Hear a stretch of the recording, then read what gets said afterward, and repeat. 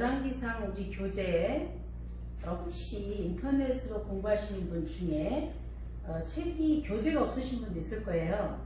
교재는 구약개론, 이 구약개론이고요. 페이지는 58페이지입니다. 그런데 같이 공부하시던 분들은 교재가 있는데 교재가 없으신 분들은 학교에 오셔서 교재를 꼭 구입하셔야 됩니다. 저희는 교재 유지로 공부를 하기 때문에 꼭 교재가 필요합니다. 자, 그러면 열왕기상 58페이지 제가 한번 읽어보겠습니다. 열왕기서의 저자는 유대교의 전통에 의하면 에레미야라고 이렇게 돼 있는데 유다 왕국의 멸망 때에 에레미야가 중요한 선지 사역을 하였음에도 불구하고 열왕기 하에서는 그에 대한 언급이 전혀 없는 것은 그의 저작성과 그의 겸손을 나타내는 일일 것이다, 이렇게 또 말씀하고 있어요. 그래서 연대기 문제를 한번 보면 솔로몬이 죽은 때에 바벨론 포로 때 주전 586년까지는 345년이에요. 그런데 그 기간에 왕들의 통치 기간을 더하면 이보다 많다, 이렇게 나와 있고요. 이 점에 대해 두 가지 고려해야 한다는 게 있는데, 첫 번째는 많은 경우에 왕자들은 부친의 생존 기간 중에 왕위에 올랐거나 또 통치를 시작했다고 보입니다. 그런데 부왕과의 공동 삽정의 형태이기 때문에 그 당시에 왕들은 살아있을 때 이렇게 자녀에게 물려주는 그런 일이 있어요. 예를 들어서 우시아의 경우에는 52년간 치리했는데 왕상 15장 2절에 나와 있어요. 자, 주전 790년에서 739년경에 추정되고 있어요. 그래서 790년에서 767년은 부왕 아마샤 대신에 섭정했던 것 같고 또 아들 요담이 섭정했을 것이다, 이렇게 추정하고 있습니다. 또 두 번째는 남쪽 유다 왕국과 북쪽 이스라엘 왕국에는 달력 계산의 차이가 있었어요.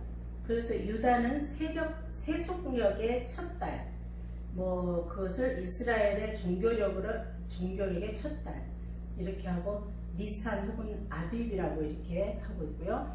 그것도 새해의 시작으로 보았습니다.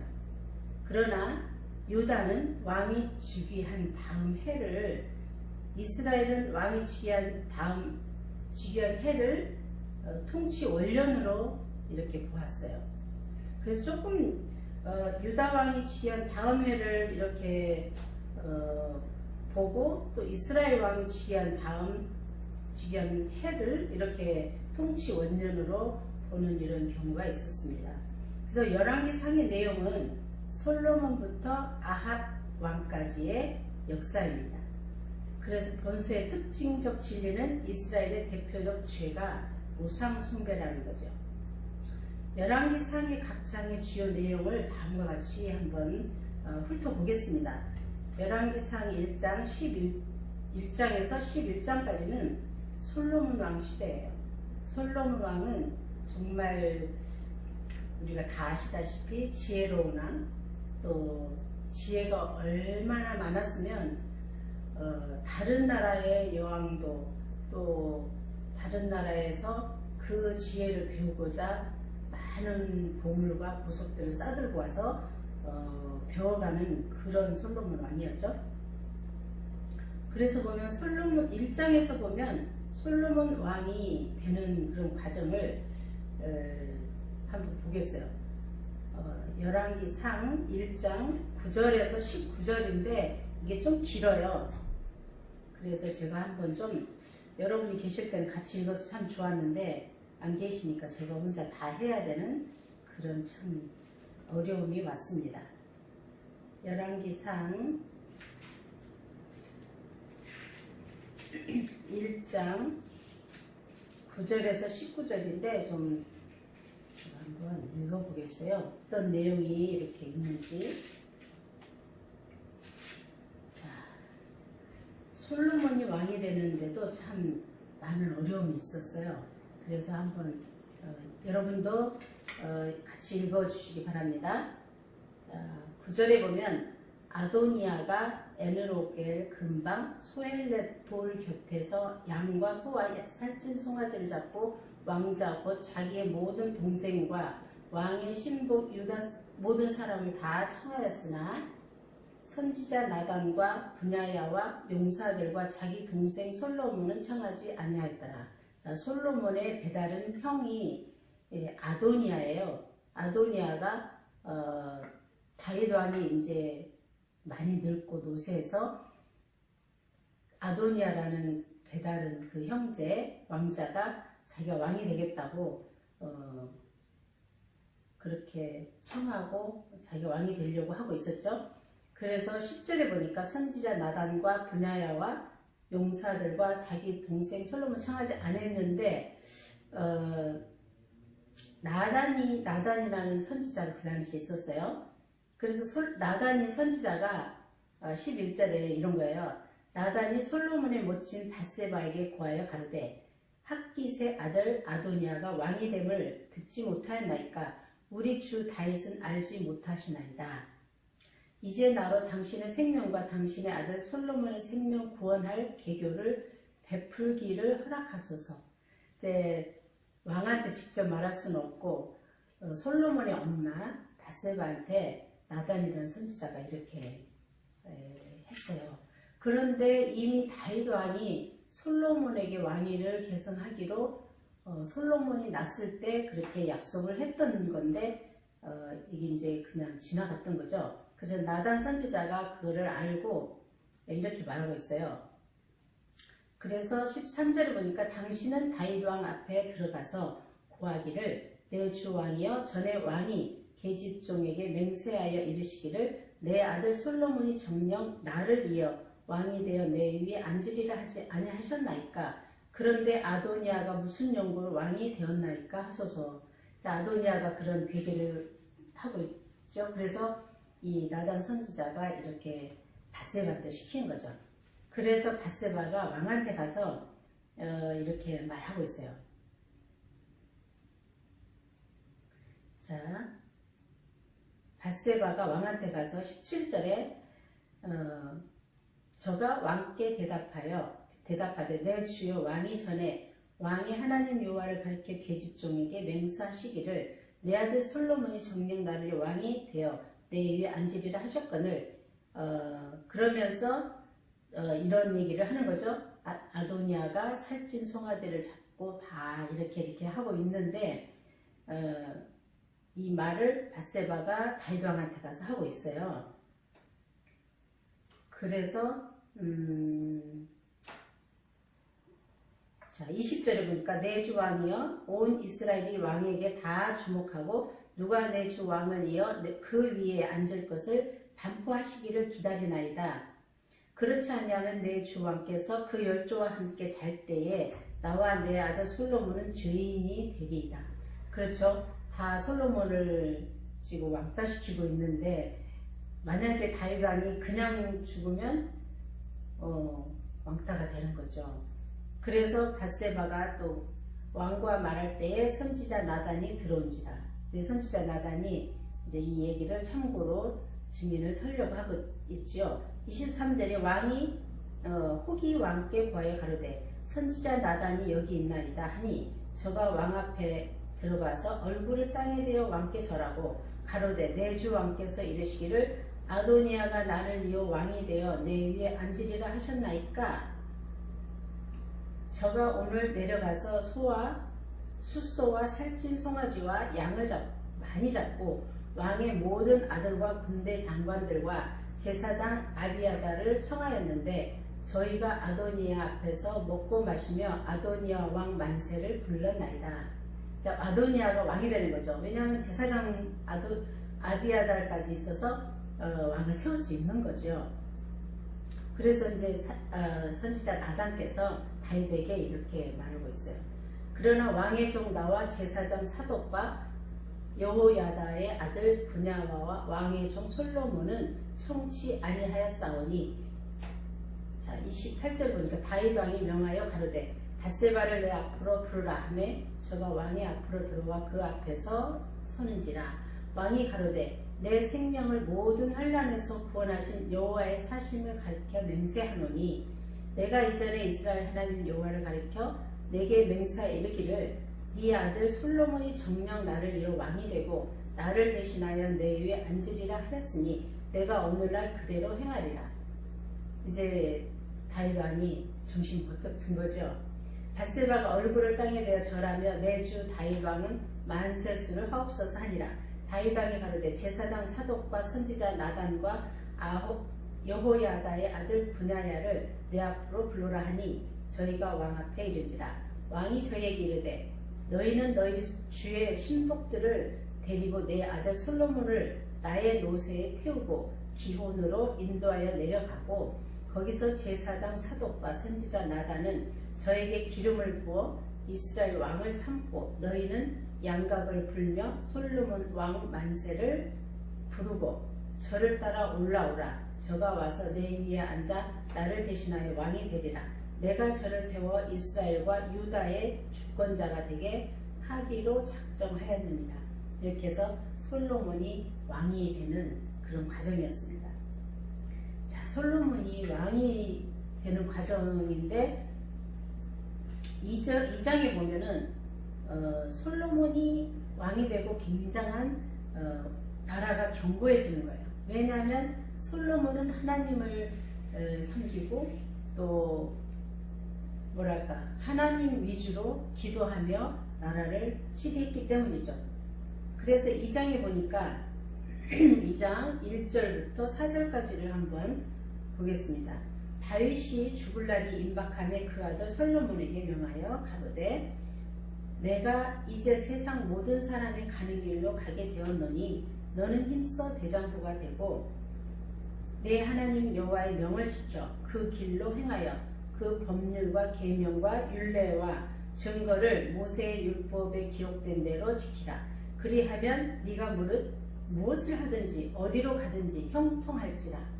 자, 다윗 왕은 정말 하나님께 받은 정말 그 신으로 살았던 다윗이잖아요. 그래서 사울 왕한테 이거를 다 계승을 하는 거죠.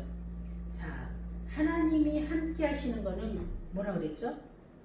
하나님의 명을 지켜 그 길로 행하고 법률과 계명과 율례와 증거를 모세의 율법에 기록된 대로 지키라.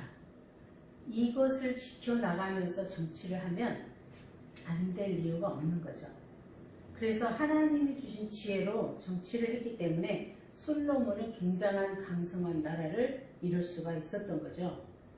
자, 2절, 4절 보니까 여호와께서 내 일에 대하여 말씀하시기를 만일 네 자손이 그 길을 삶과 마음을 다하고 성품을 다하여 진실이 내 앞에서 행하면 이스라엘 왕 위에 오를 사람이 내게서 끊어지지 아니하리라 하신 말씀을 확실히 이루게 하시리라. 여호와께서 이렇게 말씀하신 거죠. 하나님의 뜻대로 하나님의 길을 마음을 다하고 성품을 다하고 진실하게 하나님 앞에서 행하면 이렇게 된다는 것을 말씀하고 있어요. 그래서 다윗은 솔로몬에게 이 말씀을 유언으로 남겨주는 거죠. 그래서 10절에 보니까 이제 이미 다윗이 세상을 떠나는 거죠. 다윗이 그 열조와 함께 누워 자서 다윗 성에 장사되니 다윗이 이스라엘 왕이 된 지 40년이라. 헤브론에서 7년을 치리하였고 예루살렘에서 33년을 치리하였더라. 솔로몬이 그 아비 다윗을 위에 앉으니 그 나라가 심히 견고하니라. 자, 그래서 다윗은 솔로몬에게 많은 유언을 남겼어요. 다윗이 그동안 다윗에게 원수처럼 했던 거를 다윗은 원수를 갚지 않고 다 용서를 했어요. 그런데 솔로몬에게는 그 원수로 했던 그 사람들이 어쩌면 솔로몬에게도 할 것 같은 그런 거 있죠. 그래서 그 사람들을 다 처치하라고 유언을 남기죠. 그래서 또 10절, 자, 3장에서 보니까 3장에는 솔로몬이 지혜를 구하는 장면이 있어요. 우리도 하나님께 이렇게 지혜를 구하면 정말 하나님이 더한 거를 이렇게 솔로몬에게 주신 것처럼 주실 걸로 믿어요. 자, 3장 3절부터 6절까지. 자, 솔로몬이 여호와를 사랑하고 그 붙인 다윗의 법들을 행하되 오히려 산당에서 제사하며 분향하더라. 이에 왕이 제사하러 기브온으로 가니 거기는 산당이 큼이라. 솔로몬이 그 단에 1천 번제를 드렸더니 기브온에서 밤에 여호와께서 솔로몬의 꿈에 나타나시니라. 하나님이 이르시되 내가 네게 무엇을 줄고 너는 구하라. 자, 솔로몬이 1000번이라는 그런 제사를 드렸어요. 우리는 한두 번도 힘든데 솔로몬은 참 지혜로 하는 것 같기도 하고 타고난 그런 하나님에 대한 그런 경외하는 마음 뭐 이런 게 있었던 것 같아요. 그래서 1천 번제를 드리고 나니까 하나님께서 네가 무엇을 받기를 원하냐 이렇게 말씀하고 있죠. 그래서 솔로몬이 가로되 주의 종 내 아비 다윗이 성실과 공의와 정직한 마음으로 주와 함께 주의 앞에서 행함으로 주께서 저에게 큰 은혜를 베푸셨고 주께서 또 저를 위하여 이 큰 은혜를 예비하시고 오늘날과 같이 죄송합니다.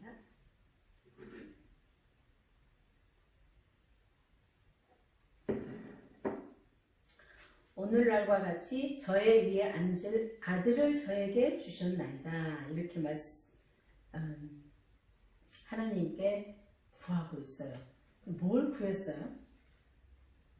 자, 보면은 9절에 보면 누가 주의 이 많은 백성을 재판할 수 있사오리까 이렇게 구하고 있습니다. 지혜로운 마음을 종에게 주사 주의 백성을 재판하여 선악을 분별하게 하옵소서. 자, 하나님께서 주시겠다고 뭘 원하냐 하는데 백성을 정말 재판하는데 지혜로운 마음을 달라고 이렇게 구한 거예요. 그러니까 하나님이 얼마나 예쁘시겠습니까? 그래서 또 10절에 보면 솔로몬이 이것을 구하매 그 말씀이 주의 마음에 맞은지라. 자, 11절에 이에 하나님이 저에게 이르시되 네가 이것으로 구하도다. 자기를 위하여 장수, 오래 사는 것, 장수도 구하지 아니하며 부자 되는 것, 부도 구하지 아니하며 자기의 원수의 생명 멸하기도 구하지 아니하고 오직 송사를 듣고 분별하는 지혜를 구하였은즉. 정말 대단하잖아요. 내가 네 말대로 하여 네게 지혜롭고 총명한 마음을 주노니 너의 전에도 너와 같은 자가 없었거니와 너의 후에도 너와 같은 자가 일어남이 없으리라. 솔로몬은 정말 이런 지혜로운 것을 구했기 때문에 하나님께서 그 전에도 없고 그 후에도 없는 그런 사람이 없는 솔로몬 하나만의 그런 지혜로운 사람으로 이렇게 하셨어요. 자, 13절 보니까 내가 또 너의 구하지 아니한 부와 영광도 내게 주노니 내 평생에 열왕 중에 너와 같은 자가 없을 것이다. 자, 얼마나 겸손하고 지혜롭고 정말 이런 왕이 어디 있겠습니까? 참 처음에는 이랬어요. 처음에는 제가 처음이란 말을 이렇게 하는 거는 후에 솔로몬이 이런 솔로몬 왕이 후에 어떻게 되는가를 나중에 말씀드리고자 이렇게 말씀하고 있습니다. 자,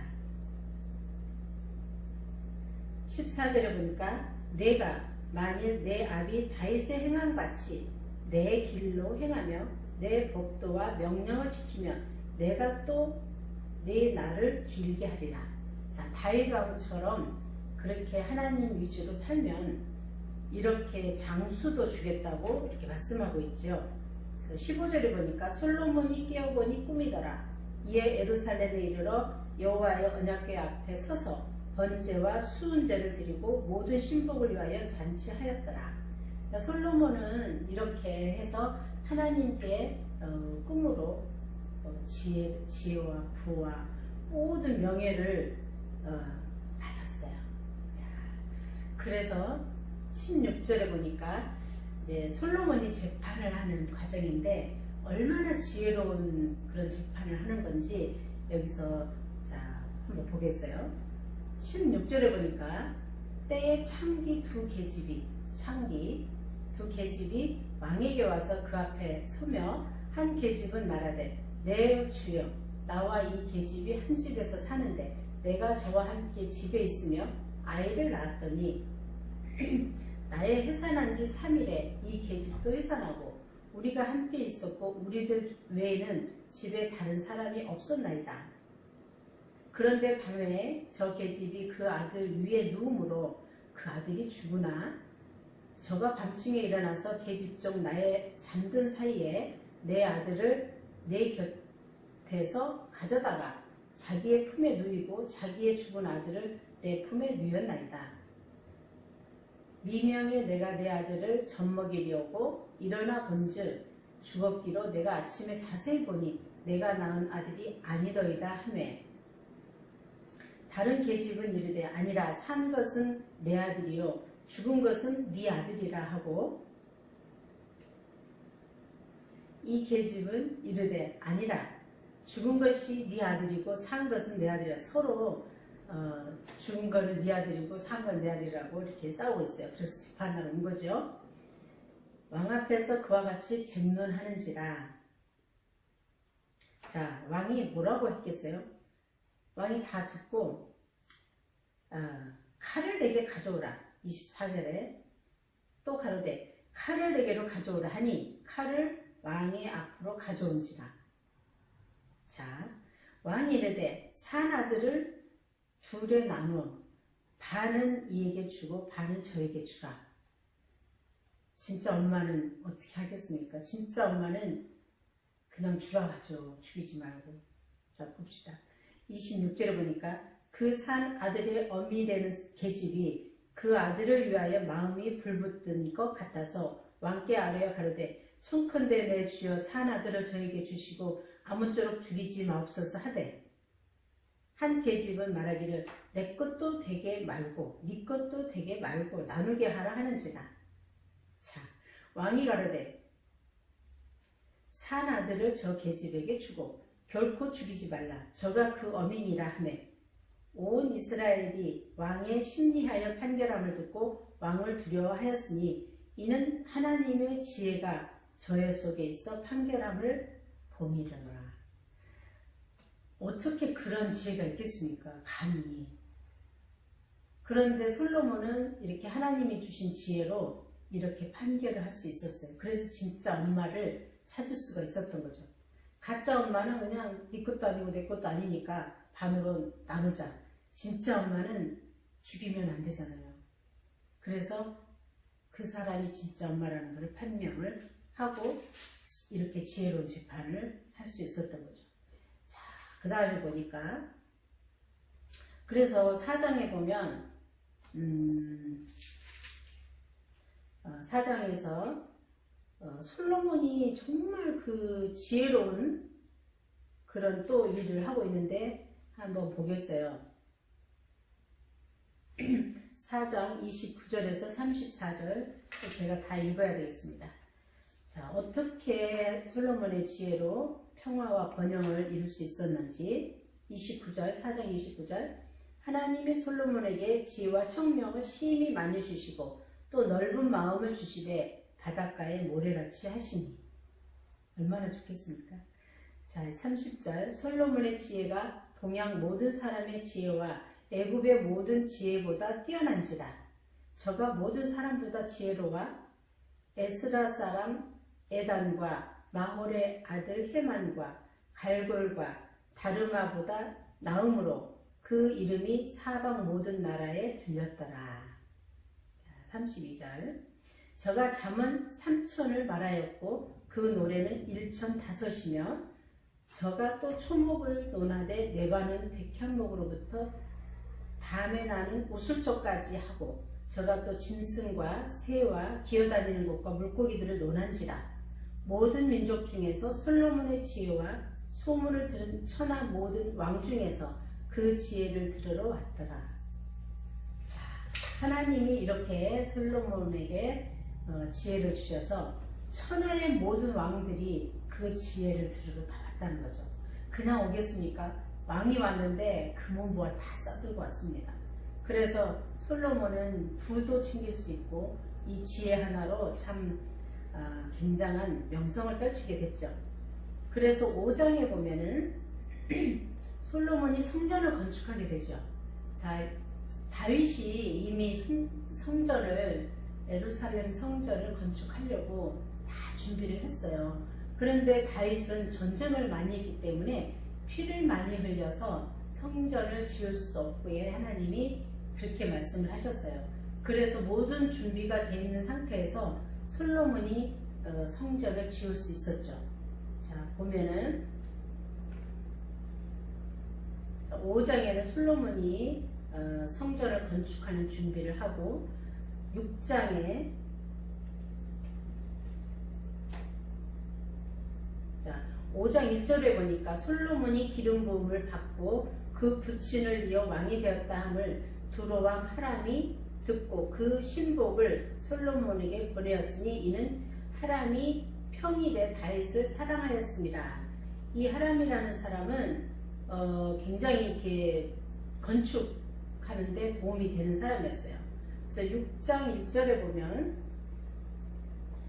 솔로몬이 건축을 시작하는데 건축을 시작할 때는 출애굽기 480년 솔로몬 주기 4년 2월 주전 966년경이에요.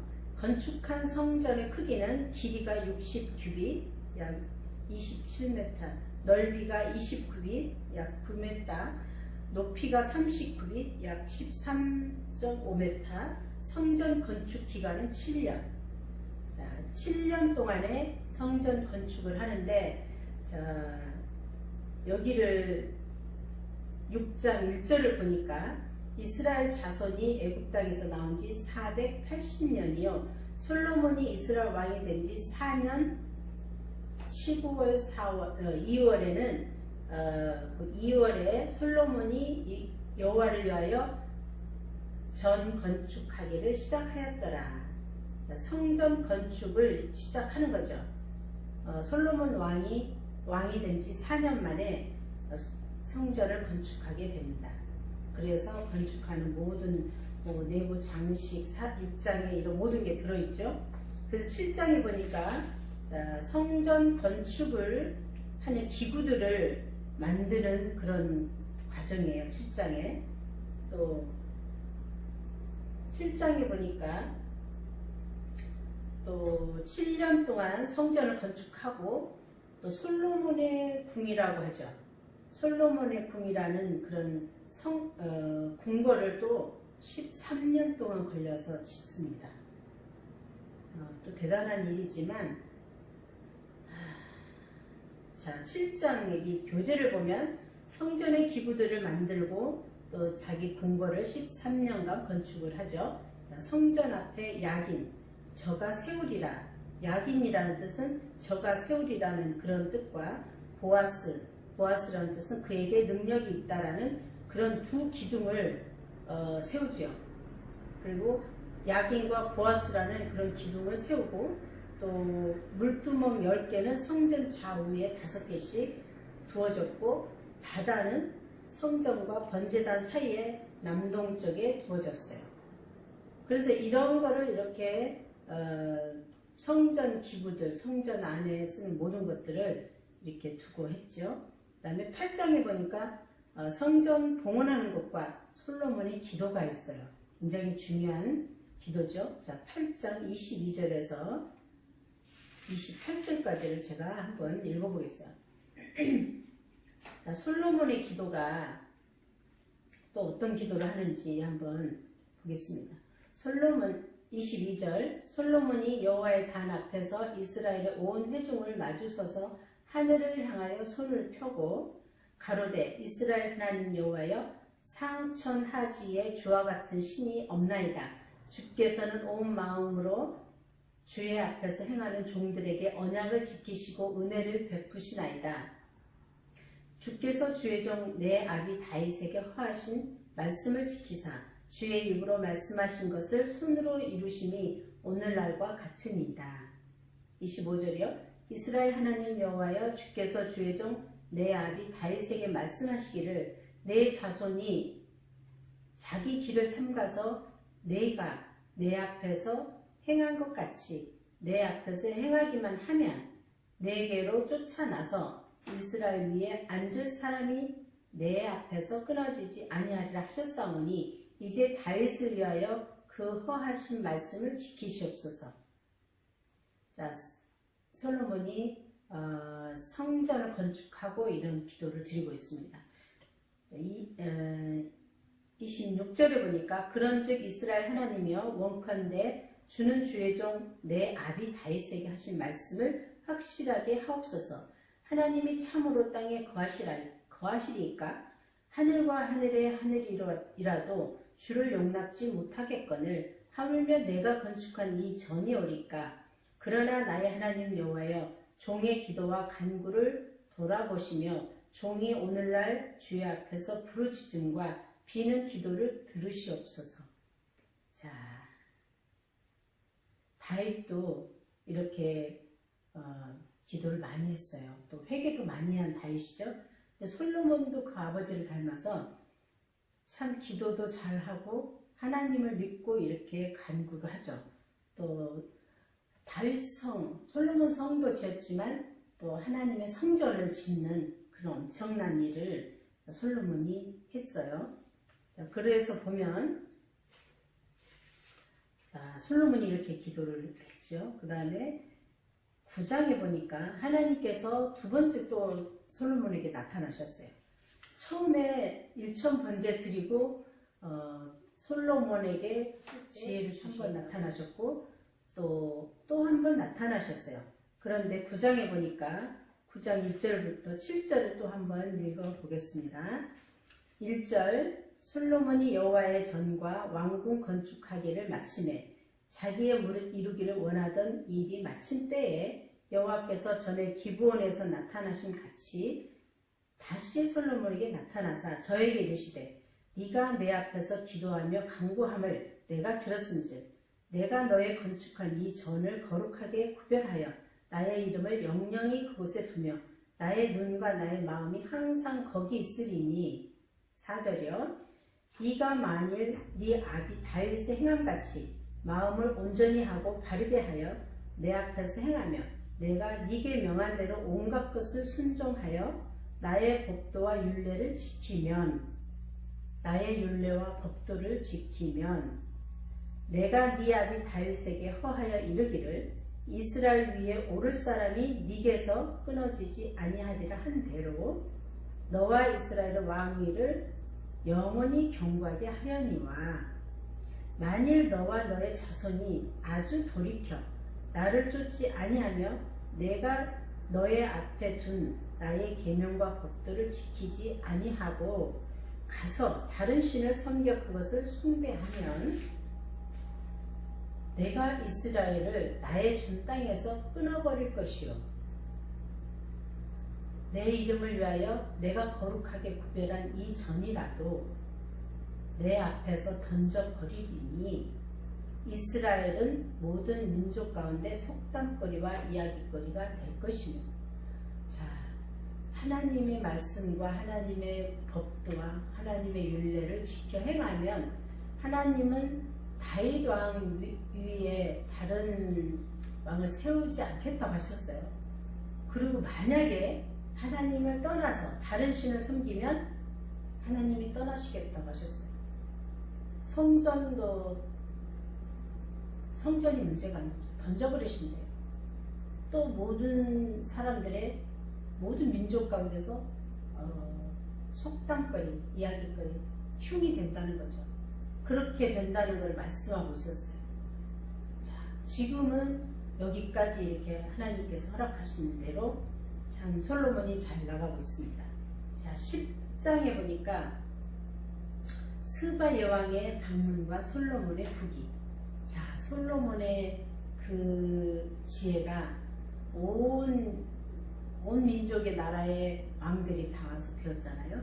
근데 스바라는 나라의 여왕이 솔로몬의 지혜를 배우고자 이제 왔어요. 또 어떻게 하는지, 또 그 여왕도 엄청난 보물과 보화를 싸들고 또 오게 되죠. 자, 보니까 10장 1절 스바 여왕이 여호와의 이름으로 말미암은 솔로몬의 명예를 듣고 와서 어려운 문제로 저를 시험하고자 하여 예루살렘에 이르니 수원이 심이 많고 향품과 심이 많은 금과 보석을 약대에 실었더라. 저가 솔로몬에게 나와 자기 마음에 있는 것을 다 말하네. 솔로몬이 그 묻는 말을 다 대답하였으니 왕이 은미하여 대답지 못한 것이 없었더라. 자, 대단하죠. 스바 여왕이 솔로몬의 모든 지혜와 그 건축한 군과 그 상의 식물과 그 신복들의 좌석과 그 신하들의 시립한 것과 그들의 공복과 술 관원들과 여호와의 전에 올라가는 층계를 보고 정신이 현황하여. 자, 솔로몬은 부귀 영화를 하나님께 받았어요. 그래서 엄청나게 그 성전에 금으로 다 도배할 정도로 금이 많았고, 또 뭐 돈이 많고 금은 보화가 많으니까 그렇게 해 놓으니까 그 스바 여왕도 자기 나라에 좋다는 건 다 있지만 그래도 솔로몬 궁에 와서 그걸 보고 정신이 뭐 나갈 정도로 그렇게 현황했다는 거죠. 자, 6절에 보니까 왕께 고하되 내가 내 나라에서 당신의 행위와 당신의 지혜에 대하여 들은 소문이 진실하도다. 내가 그 말들을 믿지 아니하였더니 이제 와서 목도한즉 내게 말한 것은 절반도 못되니 당신의 지혜와 복이 나의 들은 소문에 지나도다. 소문보다 더 엄청난 지혜롭고 또 부귀 영화를 누리고 있다는 것을 또 스바 여왕이 고백하고 있죠. 8절에 복되도다 당신의 사람들이여, 복되도다 당신의 이 신복들이여, 항상 당신의 앞에 서서 당신의 지혜를 들으미로다. 그러니까 솔로몬 그 신복들은 항상 솔로몬의 지혜를 듣기 때문에 얼마나 복되냐는 것을 스바 여왕이 부러워서 이렇게 하는 거죠. 자, 9절에 당신의 하나님 여호와를 송축할지로다. 여호와께서 당신을 기뻐하사 이스라엘 위에 올리셨고 여호와께서 영영이 이스라엘을 사랑하심으로 당신을 세워 왕을 삼아 공과 의를 행하게 하셨도다 하고, 이에 저가 금 120달란트와 심이 많은 향품과 보석을 왕께 드렸으니 스바 여왕이 솔로몬께 드린 것처럼 많은 향품이 다시 오지 아니하였더라. 스바 여왕처럼 많은 그런 보석과 향품을 준 사람이 없을 정도로 그렇게 많이 주었다는 거죠. 자, 그 다음에도 엄청난 많은 것들이 있는데, 자, 지금 다 읽을 수는 없고요. 엄청난 이런 부를 누릴 수 있는 거는 그 지혜를 배우기 위해서 모든 민족들의 왕들이 와서 다 바친 그런 것도 많이 있고, 또 다윗 왕이 또 준비해 놓은 성전 짓기 위해서 준비해 놓은 그런 보물들, 또 뭐 이런 것들도 많이 있어요. 자, 그래서 11장에 보니까 솔로몬의 실패와 하나님의 징계. 자, 솔로몬은 그동안은 참 지혜로 하나님을 섬기고 하나님의 법도를 지키고 또 하나님께 받은 지혜로 그렇게 정치를 해서 부귀 영화를 누렸습니다. 그러나 솔로몬이 실패한 그 이유와 하나님이 징계한 이유가 있습니다. 자, 11장에 한번 보니까 1절부터 6절까지 또 제가 한번 읽어보겠어요. 솔로몬 왕이 바로의 딸 외에 이방의 많은 여인을 사랑하였으니 곧 모압과 암몬과 에돔과 시돈과 헷 여인이라. 여호와께서 일찍이 여러 국민에게 대하여 이스라엘 자손에게 말씀하시기를 너희는 저희와 서로 통하지 말며 저희도 너희와 서로 통하게 말라. 저희가 정령코 너희의 마음을 돌이켜 저희의 신들을 쫓게 하리라 하셨으나 솔로몬이 저희를 연애하였더라. 자, 솔로몬은 부귀영화를 누렸지만 지혜도 많았지만 또 이런 또 다른 왕의 딸들 그런 사람들을 하지 말라는 것을 솔로몬이 또 하게 됩니다. 그래서 부귀영화 참 많은 부를 누리고 영광을 누리다 보면 또 이런 실수도 하게 되죠. 자, 3절에 보니까 왕은 후비가 700인이요 빈장이 300인이라 왕비들이 왕의 마음을 돌이켰더라. 솔로몬이 나이 늙을 때에 왕비들이 그 마음을 돌이켜 다른 신들을 쫓게 하였으므로 왕의 마음이 그 붙인 다윗의 마음과 같지 아니하여 그 하나님 여호와 앞에 온전치 못하였으니 이는 시돈 사람의 여신 아스다롯을 쫓고 암몬 사람의 가증한 밀곰을 쫓음이라. 솔로몬이 여호와의 눈앞에서 악을 행하여 그 붙인 다윗이 여호와를 온전히 쫓음같이 쫓지 아니하고. 자, 하나님은 질투하는 하나님이세요. 하나님 외에 다른 신을 섬기지 말라고 했는데 나이 많고 좀 뭐랄까 많이 이제 나이가 많으면 좀 판단력도 느려지죠. 그렇지만 다윗 왕은 비록 다윗 왕은 노쇠하고 몸이 이제 죽을 때가 됐어도 신하들이 정말 젊은 아리따운 여인을 같이 있으면 몸이 따뜻해지니까 그래서 그렇게 붙여줬는데도 다윗은 동침하지 않았다고 그랬어요. 근데 솔로몬은 또 아버지하고 다르게 700명 또 후궁이 300명 1000명이라는 부인을 두고 또 그 부인들이 다 하나님을 섬기는 부인들이 아니고 다른 나라에서 온 우상을 섬기는 부인들이 왔어요. 그래서 자기 신을 가지고 왔기 때문에 왕을 꼬드겨서 그 신을 섬기게 한 거죠. 그래서 이것이 정말 하나님 앞에 엄청난 악한 그런 일이 됐던 거죠. 그래서 하나님은 다윗도 하나님을 섬겼으면 끝까지 지켜야 되는데 하나님께 마음을 돌렸죠. 하나님을 섬기는 게 아니라 다른 데로 마음을 돌렸고 또 이 우상을 섬기기로 했기 때문에 또 어쩔 수 없이 하나님이 떠날 수밖에 없었던 거죠. 그래서 또 다윗은 어떻게 징계를 받았는지 11장 1절부터 6절을 다윗의 실패를 봤고요. 또 41절부터 43절에 보니까 솔로몬이 이제 죽을 때가 됐는데 솔로몬의 남은 사적과 무릇 저의 행한 일과 그 지혜는 솔로몬의 행정이 기록되지 아니하였느냐. 솔로몬이 예루살렘에서 온 이스라엘을 다스린 날수가 40년이라. 솔로몬이 왕위에 올라있는 지가 40년을 통치를 했어요. 솔로몬이 그 열조와 함께 잠에 그 붙인 다윗의 성에 장사되고 그 아들 르호보암이 대신하여 왕이 되니라. 자, 솔로몬이 그런 많은 부인들과 후궁을 두어서 결국은 솔로몬의 그 실수와 악한 행위 때문에 또 둘로 갈라지는 그런 역사가 일어나죠.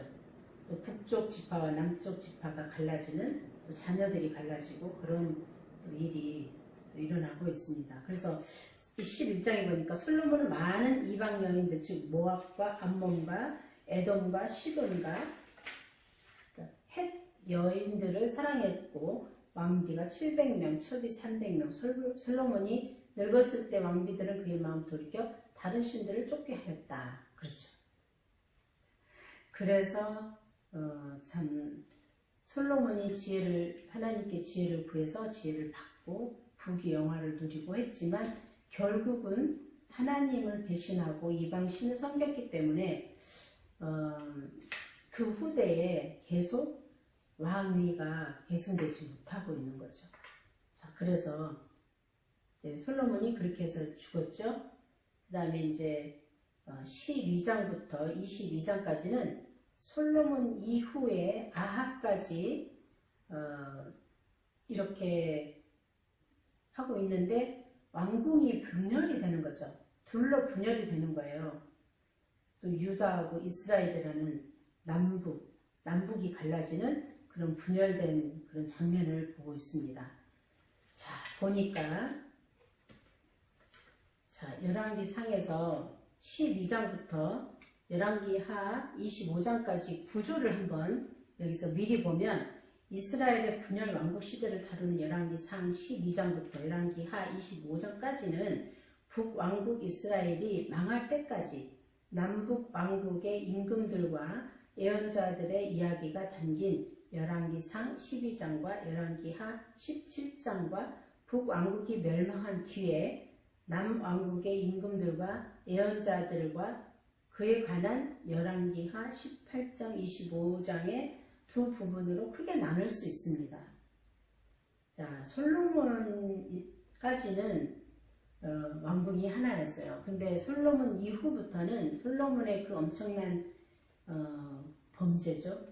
그런 악한 행위가 우상을 섬기는 게 하나님 편에서 볼 때는 엄청난 악한 행위입니다. 그래서 하나님이 떠나실 정도로 그런 행위 때문에 그 왕위가 그 자손에서 끊어지는 그런 역사가 일어나죠. 그래서 열왕기상 12장부터 보면 자, 12장의 내용은 르호보암의 등극으로부터 이야기가 시작이 되는데 르호보암은 솔로몬의 아들로 이스라엘의 4대째 왕이다. 그는 그의 할아버지 다윗과 아버지 솔로몬의 억압 정책에 눌려 혹사당한 백성들이 그들의 감정을 더 이상 참지 못하고 폭발하게 되었는데 이를 지지하며 백성들의 감정을 부추기고 이를 대변하는 르호보암과 한판 승부를 가지게 되었고 이렇듯 참여한 갈등 속에 이루어진 세겜에서의 모압은 르호보암의 우둔한 선택으로 분열 왕국 시대를 열고 말았다. 자,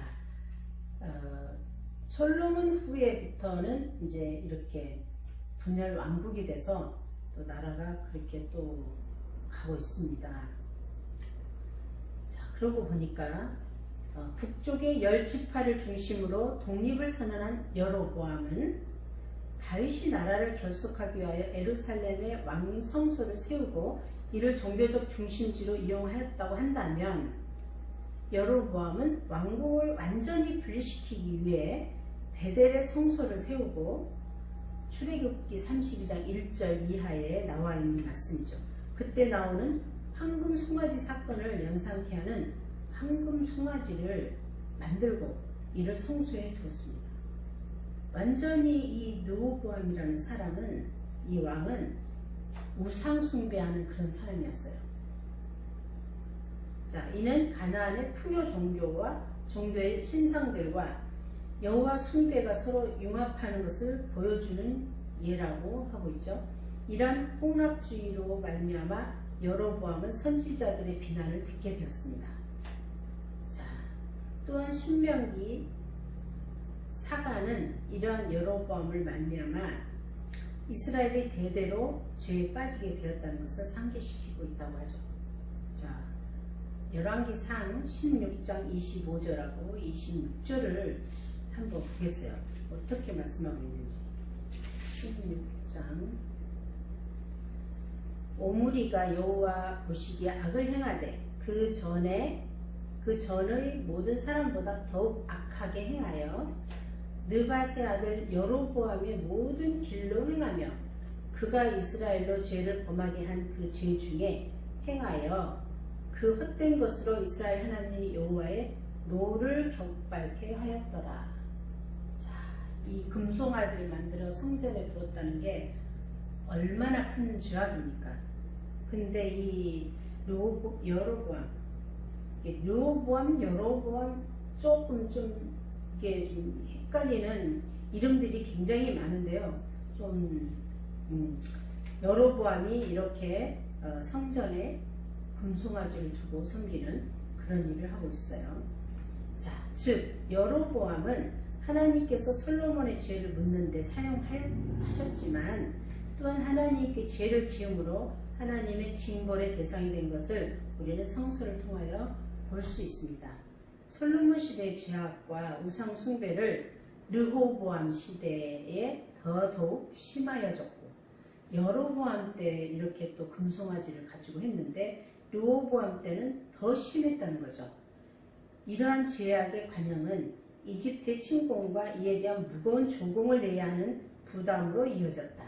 자, 하나님을 떠나서 사는 그런 나라는 하나님이 도와주실 수가 없죠. 하나님이 떠나셨기 때문에 엄청나게 힘들게 살아갈 수밖에 없는 거죠. 한편 여로보암은 정치적으로는 솔로몬의 행정 정책을 상당수 그대로 받아들여 이집트와 유다의 공격에 대한 대비 체제를 확립하였고, 르호보암은 솔로몬 시대의 황금 방패를 이집트에 모두 빼앗기고 청동 방패를 사용했다. 자, 열왕기상 14장 21절 31절을 한번 보겠습니다. 어떻게 다 뺏기고요. 자, 그 옛날에 황금으로 다 했던 그런 황금 방패들 이런 거 다 뺏겼어요. 그리고 청동으로 만든 그런 방패를 사용하게 됐습니다.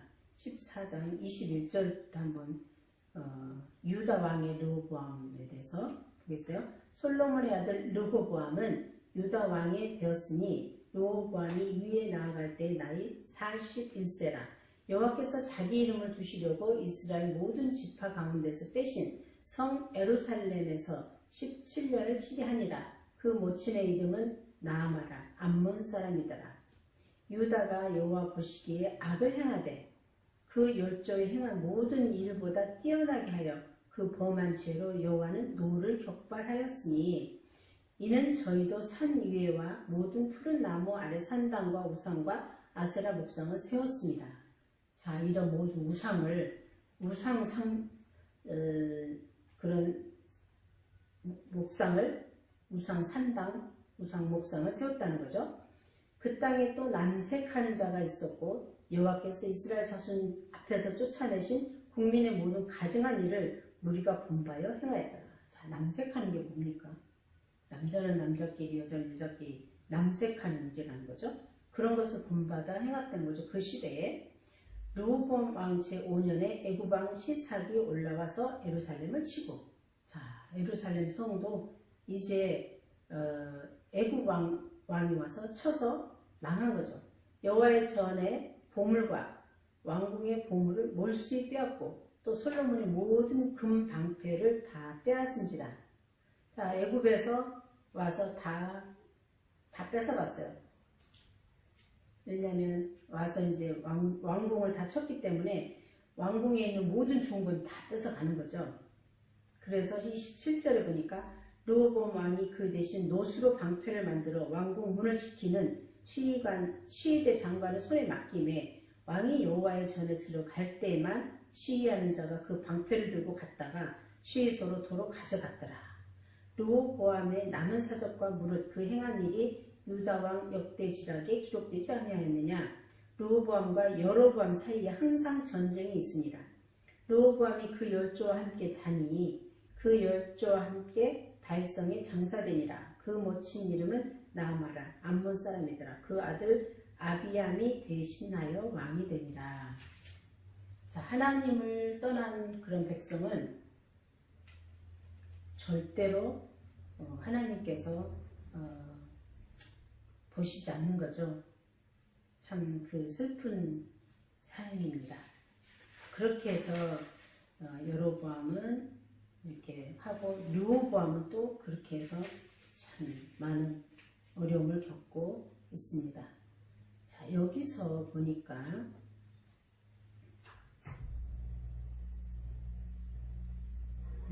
여기다가 지나갔습니다. 자, 그 다음에 왕들의 등극하는 거를 한번 보는데, 남왕국과 유다왕국, 남왕국과 또 북왕국이 이렇게 북왕국이 이스라엘이에요. 자, 북왕국을 이스라엘이라고 그러고 남왕국은 유다라고 그렇게 알고 있죠. 자, 북왕국 이스라엘이 어떤 거를 하는지를 보겠어요. 단 한 번 아달랴의 섭정이 있었던 열왕기하 11장이 나오는데 남왕국과는 달리 북왕국에서는 200년 남짓한 역사에 군사정변이 8번이나 있었습니다. 8번 일어났고 또 여로보암 2세 때 중흥기가 지나자 북왕국은 급속히 약해져서 마침내 아수르에게 망합니다. 지도층 사람들은 아수르로 사로잡혀가고 이방 사람들이 새로운 지도층으로 옛 북왕국 땅에 들어와 살게 되죠. 열왕기하 17장 7절에서 23절에 따르면 이스라엘이 자기 하나님을 떠나 가나안 신들을 섬겼기 때문입니다. 자, 하나님을 떠나 우상을 섬기면 이런 결과가 있다는 거죠. 자, 다 맨날 빼앗기고 그렇습니다. 자, 분열된 왕국시대의 중요 인물들 한번 훑어보겠어요. 중요 인물들은 아합이라는 그런 왕이 나와요. 두루 왕의 딸 이세벨과 정략적으로 결혼함으로 정치적인 힘은 강해졌으나 종교적인 타락은 이루 말할 수 없는 부패를 가져오게 됩니다. 왜냐하면 이스라엘 왕들은 그냥 그런 대로 그럴 수 있는데 그 두로 왕, 우상을 섬기는 그런 두로 왕의 딸을 부인으로 맞았기 때문에 이런 엄청난 일이 있는데 이 두로 왕의 딸이 얼마나 악한지 한번 보겠어요. 자, 두로 왕의 딸이 이세벨이에요. 네, 이세벨이 이스라엘의 전통을 철저히 무시하고 배격한 것은 나봇의 포도원을 가로채는 모략을 통하여 잘 알 수 있습니다. 자, 열왕기상 21장 1절에서 26절에 여러분 한번 읽어보세요. 포도원을 뺐는데 어떻게 뺐냐면, 자, 왜냐하면 땅은 가문의 기업의 일부로서 대대로 전수되는 것이고 사고 팔 수 있는 것이 아니었어요. 그 당시에. 아주 위급한 경우에는 팔 수도 있었으나 이 경우에도 친족에게 먼저 매수의 우선순위가 있었고 또 그러므로 이 점에 대하여 아합은 그저 실망만 하고 있었어요. 왜냐하면 그 포도원이 너무 이 왕이 탐이 났어요.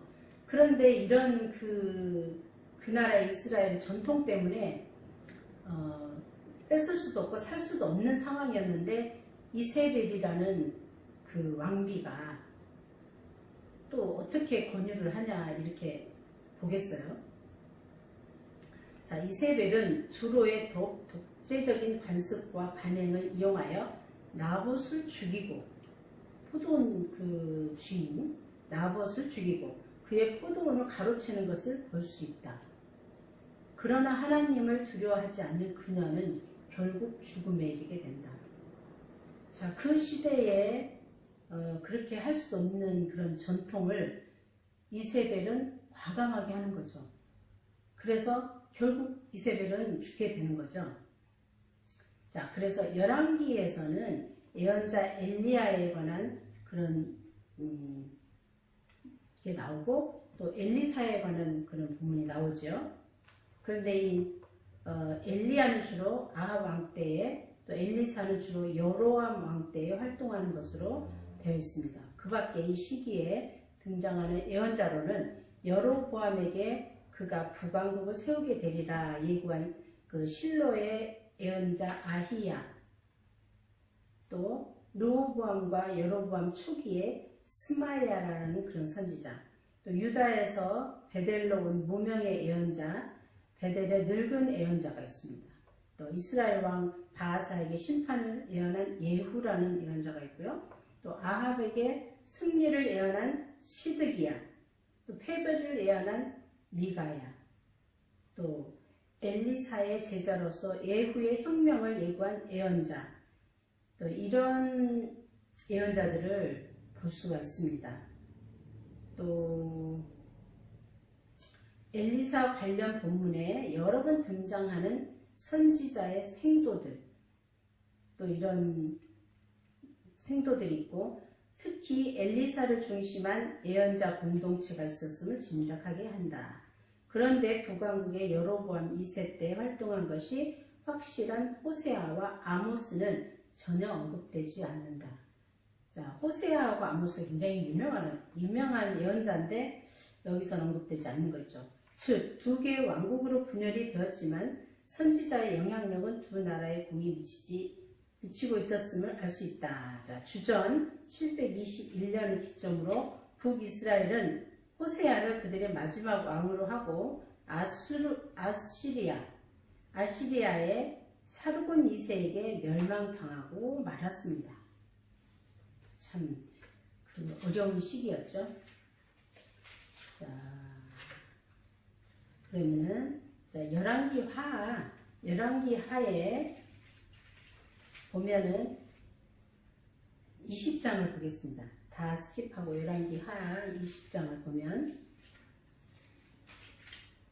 북왕국이 망한 다음에 유다 왕들의 역사에서는 히스기야와 요시야를 훌륭한 통치가로 상세히 다루고 있습니다. 히스기야는 아수르 군대가 침공한 위급한 상황에서 예언자 이사야와 긴밀한 관계를 유지하면서 하나님의 도우심을 기대하는 통치자로 나타났고, 요시야는 성전에서 대제사장 힐기야가 발견한 율법책을 토대로 여예언자 훌다의 권위 있는 해석을 거쳐서 왕이 앞장서서 백성과 더불어 언약을 세우고 우상 숭배를 철폐하고 예배 장소를 예루살렘으로 통일하는 정책을 편 인물로 묘사된다. 이제 열왕기 하 20장에서 이런 이제 하나님이 원하시는 그런 또 왕들이 세워지고 있습니다. 그래서 북이스라엘의 멸망 이후에 중요한 인물들을 한번 보겠어요. 중요한 인물들은 히스기야. 자, 히스기야를 보겠어요. 히스기야는 이스라엘의 멸망은 히스기야에게 큰 도전이 되었고, 그는 종교적 회복과 정치적 안정을 기하였다. 종교적 개혁과 회복은 긍정적이었으나 정치적 안정을 위한 이집트와의 동맹은 정치적 안정보다는 오히려 아시리아의 재공격의 가능성과 그렇지 않더라도 이집트의 문화와 종교적 영향을 우려하지 않을 수 없었다. 자, 그동안의 그 많은 어려움 속에서 다시 회복한다는 것이 쉬운 일은 아니지요. 이러한 이집트와의 동맹에 대하여 이사야 선지자는 심판의 위험을 경고하고 있습니다. 자, 어떻게 심판의 위험을 경고하고 있는지 이사야 30장 1절에서 3절을 한번 보겠습니다. 자, 이사야 30장 1절에서 3절까지를 제가 한번 읽어드리겠습니다. 여호와께서 가라사대 화 있을진저 패역한 자식들이여, 그들이 계교를 베푸나 나로 말미암아 하지 아니하며 맹약을 맺으나 나의 신으로 말미암아 하지 아니하였음이로다. 그들이 바로의 세력 안에서 스스로 강하려 하며 애굽의 그늘에 피하려 하며 애굽으로 내려갔으되 나의 입에 묻지 아니하였으니 죄에 죄를 더하더라. 그러므로 바로의 세력이 너의 수치가 되며 애굽의 그늘에 피함이 너의 수욕이 될 것이다. 자, 하나님께 의지해야 되는 이스라엘 백성들과 이스라엘 왕들이 하나님을 의지하지 않고 바로 왕, 그 큰 나라의 왕과 애굽 세력에 의해서 하려고 하니까 다 망할 수밖에 없다는 거죠. 자, 이사야에서 벌써 이런 예언을 하고 있습니다. 그 다음에 또 므낫세, 가장 오랫동안 통치를 하였고 55년 동안 가장 악랄하고 하나님의 뜻에 패역한 왕이더라. 자, 히스기야가 이제 끝난 뒤에 므낫세라는 사람이 므낫세라는 사람은 진짜 이런 악랄한 사람이 없었다는 거죠. 자, 또 그 다음에 요시야라는 왕이 있는데 신앙적 부흥운동을 주도했던 인물입니다. 그가 통치하던 시대는 정치적인 안정기였고, 이유는 아시리아 왕의 죽음으로 인한 공백과 그의 숙국이었던 바벨론의 왕자를 차지한 나포폴라살의 반란의 성공 때문이다. 이런 또 기회가 있어서 요시야 왕 때는 또 이런 정치적인 안정기가 됐다는 거죠. 자, 그 다음에 왕들의 치적을 평가하는 이런 과정이 있는데 이거는 좀 스킵하겠고요. 21, 연대기 문제를 한번 보고 넘어가겠어요. 이스라엘과 유다 왕의 연대기를 살펴보면 이들의 연대기에 서로 맞지 않다는 것을 알 수 있습니다. 또한 구약 성서의 원 역사를 나오는 이들의 나이라든가 아브라함이 100세 아들을 낳았다는 것을 과연 어떻게 이해할 것인가 라는 문제는 성서학자들 간의 성서 시대의 시간 계산과 현대인의 시간 계산과는 차이가 있을 것이라는 의문을 제기하곤 하였습니다. 그러나 이스라엘과 유다 왕의 연대기가 서로 상충되는 것을 알 수 있습니다. 현대에도 각 민족별로 다른 달력을 가지고 있는 것처럼 고대 이스라엘도 여러 개의 달력을 가지고 있었습니다. 이들의 시작일과 월은 각기 달라 다른 달력으로 연수를 계산하면 달력에 따라 1년이나 2년이 차이 날 수 있다는 거죠.